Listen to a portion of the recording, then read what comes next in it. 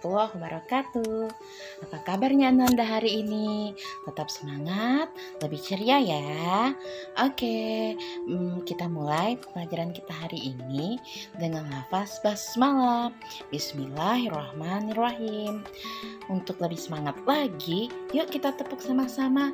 Tepuk semangat.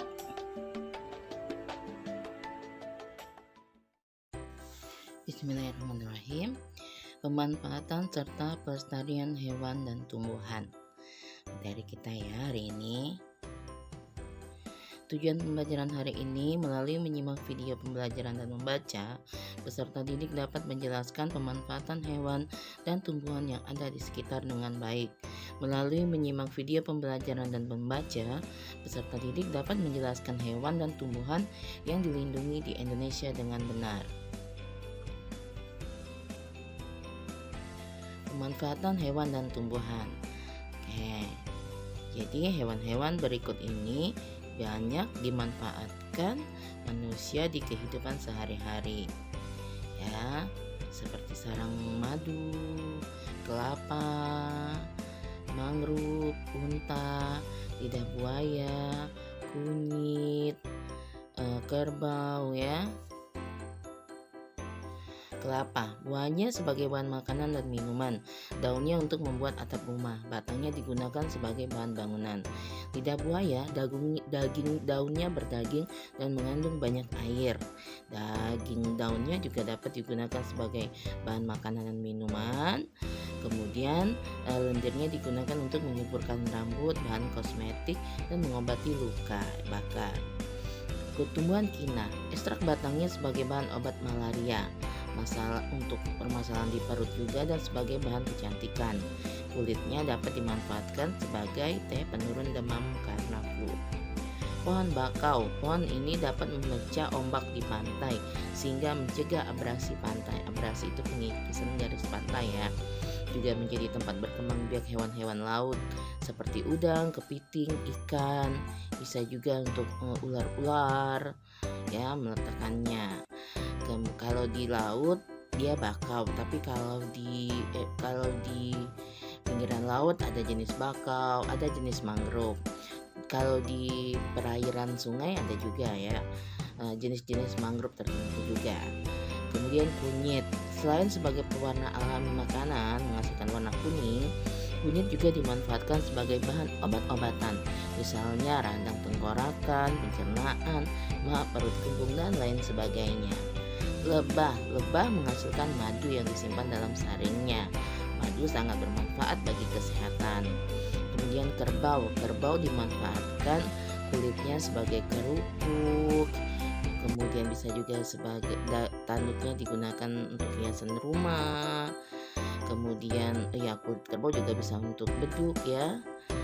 Untuk kerupuk kulit juga bisa, dagingnya juga bisa. Tenaganya digunakan untuk membajak sawah atau menarik pedati. Unta berikutnya, manusia juga memanfaatkan unta sebagai alat transportasi di daerah gurun pasir. Ciri-ciri unta kemarin sudah yang kita bahas dan sebagainya. Kemudian hewan-hewan yang dilindungi di Indonesia. Jadi di Indonesia itu sekarang ini sangat banyak hewan-hewan yang dalam keadaan terancam punah atau malah sudah benar-benar punah, tidak ada lagi di bumi Indonesia. Padahal sayang sekali. Kakak tua jambal kuning adanya di Kepulauan Sunda Kecil, Bali dan Sulawesi, NTT ya. Kemudian anoa di Sulawesi. Kemudian owa Jawa, kemudian kukang, rusa bawean, penyu hijau, masih banyak lagi sebenarnya yang tidak Bunda tuliskan di sini. Badak bercula 1, harimau Sumatera, elang Jawa ya, banyak sekali. Gajah pun juga. Kemudian jenis-jenis ikan juga banyak yang punah. Dulu di Sungai Musi itu sangat mudah ditemukan ikan belida. Sekarang udah susah. Kemudian tumbuhan yang dilindungi di Indonesia. Jenis-jenis tumbuhan juga banyak, malah yang banyak yang sudah hilang juga. Sekarang kan jeruk tuh lagi musim tuh, jeruk gerugah ya dari pagar alam. Mungkin jeruk persilangan itu ya dari jeruk di mana kayak itu. Kemudian untuk saat ini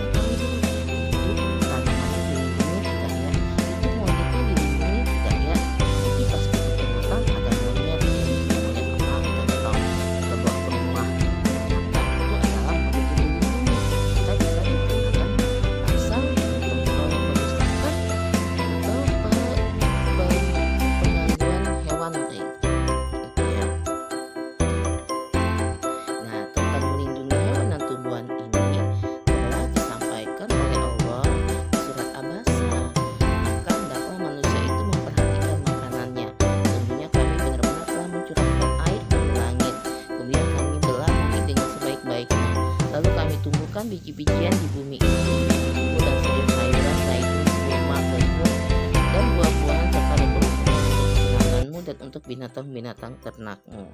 Oke, itulah materi dari Bunda ya. Semoga bermanfaat. Supaya mendapat keberkahan, marilah kita sama-sama melafazkan lafaz hamdalah, alhamdulillahirabbil alamin. Bunda akhiri dengan wassalamualaikum warahmatullahi wabarakatuh.